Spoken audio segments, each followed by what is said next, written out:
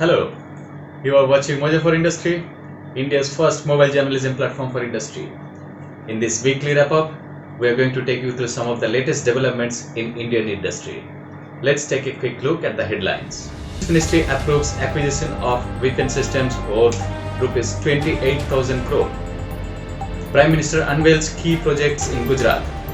Vice President says Finance commissions and local bodies should encourage green buildings through tax incentives. GPS-based toll collection system cleared.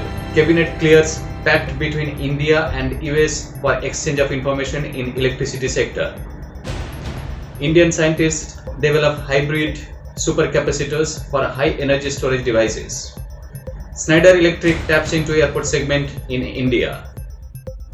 The Defence Acquisition Council, headed by the Defence Minister Rajnath Singh, on Thursday approved proposals for acquisition of weapons worth rupees 28,000 crore required by the Indian Army, the Indian Navy and the Indian Air Force. The Defence Minister said of these acquisitions of rupees 28,000 crore, equipment worth rupees 27,000 crore will be sourced from Indian industry in an attempt to boost the Make in India and Atmanirbhar Bharat initiatives by the government. Union Minister of Road Transport and Highways Nitin Gadkari has said that the government has finalized GPS-based technology toll collection to ensure seamless movement of vehicles across the country. He said that this will ensure India becomes toll booth free in next 2 years.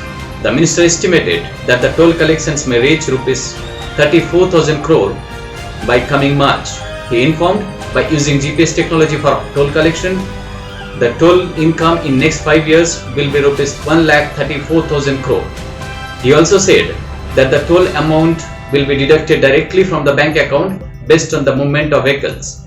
While now all commercial vehicles are coming with vehicle tracking systems, the government would come up with plans to install GPS technology in old vehicles. Prime Minister Narendra Modi unveiled various development projects in Gujarat. These projects include a desalination plant, a hybrid renewable energy park, and a fully automated milk processing and packing plant. The Prime Minister said foundation stone laid for the renewable energy park in Kharera, desalination plant in Mandvi, and the new automatic plant at Sarhad Dairy in Anjar are going to create new milestones in the development journey of Kutch. The Union Cabinet on Wednesday has given its approval for Central Electricity Regulatory Commission's proposal for entering into a memorandum of understanding with the USA's Federal Energy Regulatory Commission for exchange of information and experiences in areas of mutual interest to both in the electricity sector. The memorandum of understanding will help in improving regulatory and policy framework for developing efficient wholesale power market and enhancing grid reliability. The activities to be carried out under the understanding include identify energy-related issues and develop topics and possible agendas for the exchange of information and regulatory practices in areas of mutual interest. The Vice President of India, M. Venkaiah Naidu, appealed to the finance commissions and local bodies to encourage green buildings through various measures including tax incentives. He also wanted all states to create online portals to provide single window clearance to green buildings. Virtually inaugurating the 12th GRIHA Summit, the Vice President said that there is a need to promote green building concept by both the private sector and the government. He adds, the finance commissions and local bodies should encourage green buildings through various measures including tax incentives.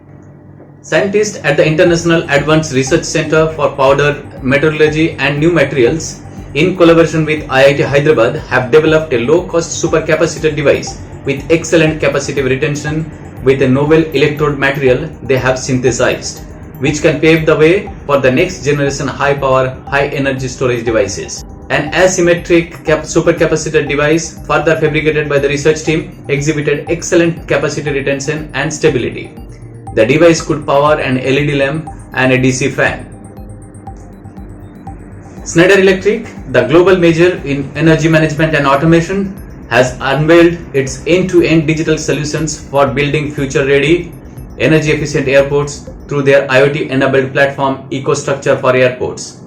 It is an enterprise-level integration system enabling a holistic view, quicker decision-making, better controls, improved operating efficiency, and the opportunity to offer travelers an enhanced experience. As Indian government plans 100 airports and 1000 routes by 2024, Schneider Electric sees huge business potential in aviation segment.